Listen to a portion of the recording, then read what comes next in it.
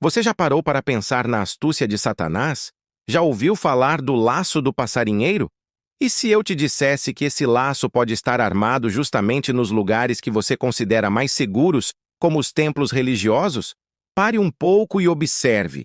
Esses locais parecem agradáveis, não é? As pessoas parecem refletir o amor de Deus. Mas, sinto em dizer, nem tudo que reluz é ouro. Satanás, como um caçador de pássaros, arma seus laços de forma sutil, invisível, para prender as pessoas no pecado e na idolatria, usando a própria religião como isca. A questão é, como Satanás faz isso? É aqui que a coisa fica séria. Vamos mergulhar nas escrituras sagradas e desvendar a maior armadilha legalista de todos os tempos. O adversário, a Bíblia nos mostra, opera com base em direitos legais. Ele não age por conta própria, ele precisa de permissão, o que, paradoxalmente, prova a soberania absoluta do Pai. Veja o livro de Jó. Satanás vai diante de Deus e pede permissão para tocar em tudo o que Jó possuía. E Deus estabelece um limite claro. Eis que tudo quanto ele tem está na tua mão, somente contra ele não estendas a tua mão. O adversário acata a ordem. Isso demonstra que ele é apenas um agente executor, submisso a uma autoridade superior. Esse princípio de direito legal fica ainda mais evidente na disputa pelo corpo de Moisés, narrada em Judas, capítulo 1, versículo 9. O arcanjo Miguel não repreende o diabo com sua própria autoridade. Ele diz, o Senhor te repreenda. Por quê? Porque o adversário estava ali reivindicando uma posse legal, um direito que só a autoridade soberana do Pai poderia anular. Até mesmo Jesus reconheceu esse poder legal. Em Lucas 22, ele diz a Pedro, Simão, Simão, eis que Satanás vos pediu para vos cirandar como trigo. A palavra pediu é chave. Satanás reivindicou o direito de testar os apóstolos por causa das brechas do pecado. E o que Jesus faz? Ele não anula o pedido. Ele age como um fiador, intercedendo. Mas eu roguei por ti para que a tua fé não desfaleça. Isso nos leva ao ponto central. Havia um contrato, uma dívida, uma posse legal que o adversário detinha sobre a humanidade por causa do pecado. A lei mosaica, com suas centenas de ordenanças, funcionava como as cláusulas desse contrato de condenação. Era impossível para o homem cumprir toda a lei, e o fracasso em um único ponto o tornava culpado de todos. O Pai, em sua justiça, exigiu que essa dívida fosse paga. Mas quem poderia pagar? Não o próprio adversário, cujo caráter é homicida e fraudulento desde o princípio. Ele é o autor da guerra santa que Jesus rejeitou, o arquiteto de sacrifícios de animais, que, como diz Hebreus, é impossível que tirem os pecados. Ele é um instrumento de condenação, não o autor da vida. A única solução era um fiador perfeito. Alguém que pudesse assumir a dívida e pagar o preço da maldição. E é aqui que a beleza do Evangelho explode em cores vivas. Jesus Cristo, o Filho de Deus, se tornou o nosso fiador, como está escrito em Hebreus, capítulo 7. O seu sacrifício na cruz não foi um simples ato simbólico. Foi uma transação legal cósmica. Com seu sangue, ele comprou para Deus pessoas de toda tribo, língua e nação, como canta o céu. Em Apocalipse, capítulo 5. Ele pagou o preço para liquidar o domínio legal que o adversário detinha por permissão soberana. E o que aconteceu com o contrato de dívida? Colossenses, capítulo 2, versículo 14, nos dá a resposta definitiva. Havendo riscado a cédula que era contra nós nas suas ordenanças, a qual de alguma maneira nos era contrária, e atirou do meio de nós, cravando-a na cruz. O contrato foi liquidado, anulado. A lei de Moisés, que era a base da reivindicação do adversário, foi despojada de sua autoridade. Agora, se o contrato foi cravado na cruz e anulado, é como continuar pagando as parcelas de um carro que já foi quitado e transferido para o seu nome. Amigo, o céu não se paga com nota promissória ou carnê. O acesso ao Pai É apenas pela fé no Filho unigênito de Deus. Lembre dos ladrões crucificados com Cristo. Um teve fé no Filho de Deus e foi salvo por graça. Já o outro não acreditou e perdeu de alcançar a misericórdia de Deus. João 3,16, porque Deus amou o mundo de tal maneira que deu o seu Filho unigênito, para que todo aquele que nele crê não pereça, mas tenha a vida eterna. João 3,18. Quem crê nele não é condenado, mas quem não crê já está condenado, porquanto não crê no nome do unigênito Filho de Deus. João 6, 28, 29.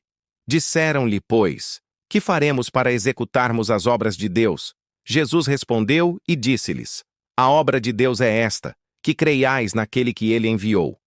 Portanto, meu amigo, saiba que o fardo de Cristo é leve e seu jugo é suave, não precisa muito para alcançar a graça do Pai. E é exatamente na dúvida e na falta de conhecimento que o laço do passarinheiro é armado, pois esses laços se fortalecem na sua fragilidade e pouca fé, não na fé em crer em Deus, pois os demônios também creem e estremecem, mas a insegurança em aceitar a anulação das leis por Cristo. Lembre, é a Bíblia quem revela isso há milhares de anos. Não fui eu quem redigiu o Evangelho. Tudo isso está escrito há várias gerações atrás. Você pode perguntar: mas que mal há em tomar a ceia com os irmãos na igreja? Ou praticar esse ritual? É apenas um pãozinho e um pouquinho de suco de uva? Qual a problemática nisso? Qual o problema em dar o dízimo ou guardar o sábado?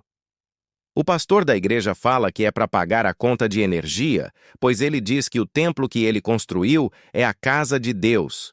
Que mal há nisso? Dar o sábado? O mal é terrível, porque te reconecta a um sistema de morte. Guardar as ordenanças da lei mosaica, como dízimos, sábados ou rituais cerimoniais, é uma declaração de que o sacrifício de Cristo não foi suficiente.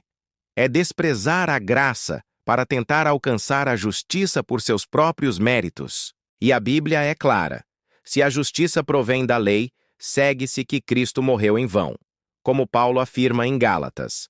Satanás sabe disso. Ele sabe que a grande maioria das pessoas não examina as Escrituras a fundo.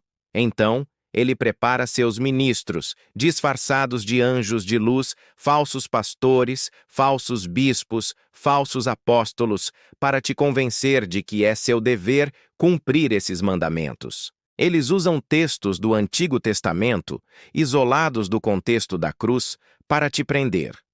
Eles te prendem pelo medo, brandindo Malaquias 3 como uma maldição para quem não entrega o dízimo, esquecendo que Cristo já nos resgatou de toda a maldição da lei.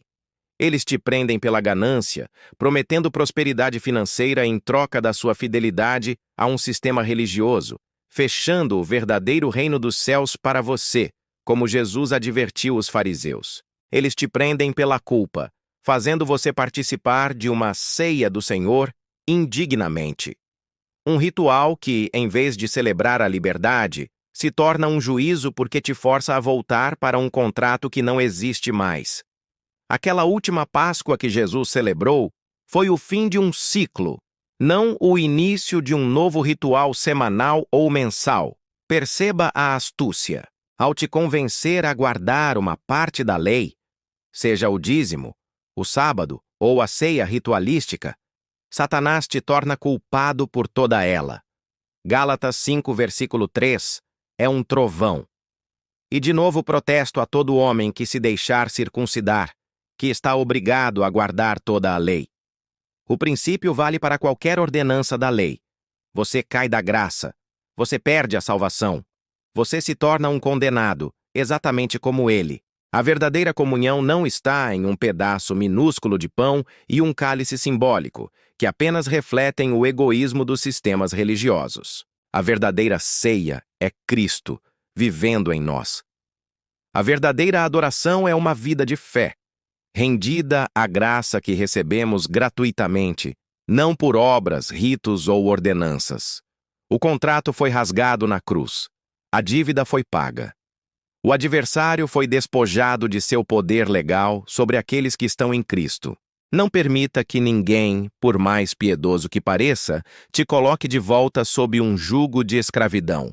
Examine as Escrituras, liberte-se do legalismo e viva na maravilhosa e exclusiva graça do nosso Pai, conquistada para nós por Jesus Cristo. Muito obrigado por assistir. Mas antes de encerrar, peço um tempinho de sua atenção, pois quero externar a minha mais profunda decepção, pois nasci no meio dessas igrejas, que hoje sei que nunca foram a casa de Deus. Até meus 15 anos de idade, eu frequentava assiduamente os cultos e nunca me passou pela mente que Satanás estava por trás de tantas coisas. No entanto, nesse mesmo período da minha vida, tive uma experiência espiritual que me marcou divinamente, pois tive a dádiva de escutar a voz de um ser celestial. Para mim, foi o próprio Senhor Jesus quem falou comigo. Eu creio dessa forma. Foi a voz mais incrível que já ouvi. Realmente é como a Bíblia descreve, pois é semelhante ao som de muitas águas. Reitero que não foi um sonho, mas uma visão. Só entendi ele me dizer não temas, mas as demais coisas que falou não compreendi, pois não falou com um idioma terreno, foi em línguas de mistério. Lembro que meu coração disparou como um diapasão. Meu coração acelerou até alcançar um ritmo ultra rápido, nem sei como descrever. Posso dizer que foi semelhante ao bater num diapasão quando alcança uma aceleração extrema. Tudo ficou em extremo silêncio, daí surgiu essa voz poderosa e sublime. Interessante foi quando ele terminou de falar, pois sua voz foi se afastando, como alguém que vai se distanciando. Daí voltei a escutar meu coração, mas em tom de desaceleração, ou seja, da mesma forma que acelerou, desacelerou. Uma harmonia indescritível. Hoje sei o que Jesus me entregou, o discernimento de sua palavra. Sinto-me honrado, pois sei que muitos gostariam de ter uma experiência semelhante e não tiveram. Por isso não quero ser comparado ao servo inútil que recebeu o talento e o escondeu. Estou partilhando o conhecimento que Deus me deu. Minha esperança é que os falsos pastores se convertam verdadeiramente a Cristo e passem a falar a verdade pura do Evangelho. Pregar por amor, não por retorno financeiro.